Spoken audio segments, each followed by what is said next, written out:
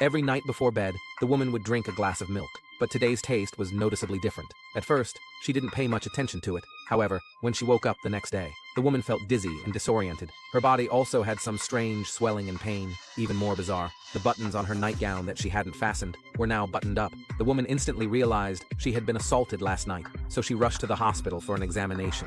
The results showed she had indeed been assaulted, and it wasn't just once. At first, the woman wanted to call the police, but when she thought about the judgmental look she would receive from others, she gave up. Even so, she had no intention of letting the attacker get away, so she and her brother searched the room together. Aside from a handkerchief on the windowsill and an open window, they found nothing else. In the end, the woman could only give up for now. To help his sister move past the nightmare as quickly as possible, her brother arranged a blind date for her. It was at this blind date that her brother discovered a suspect. This person was clearly following the woman, but when the woman came out, he pretended to be passing by coincidentally, and this person was Annie's co-worker, John. Through various inquiries they learned, John had always liked Annie, but didn't dare to confess his feelings, and he had followed her more than once. To verify his suspicion, Mike had Annie try to get a cigarette butt John had used, then run a DNA comparison. However, every time Annie tried to pick up the cigarette butt, she was a step too late. With no other option, Annie could only invite John to dinner. Sure enough, Annie successfully obtained the cigarette butt. However, the test results showed that John was not the attacker.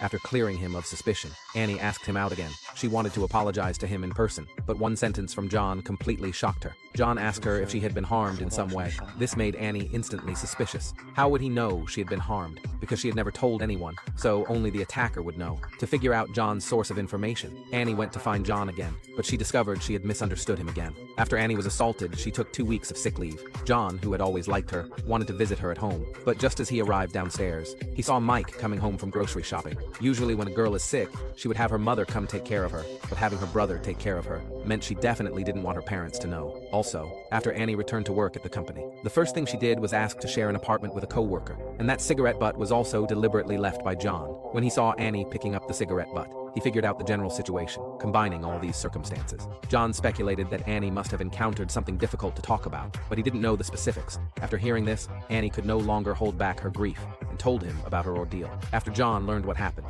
he immediately offered to help find the attacker. The next day, the two went to check out the apartment complex together. Based on the handkerchief left on the windowsill, Annie speculated that the attacker must have entered the room through the window, but John didn't think so. The water pipes in the complex were worn and broken. They couldn't possibly support the attacker's climbing. If the attacker had really left through the window, then the handkerchief he left behind couldn't have gone unnoticed. All signs indicated the attacker had hidden in the home beforehand, taking advantage of her habit of drinking milk every night. He added a sedative to it in advance, then assaulted her after Annie fell asleep, and the handkerchief left behind was just a form of misdirection. The only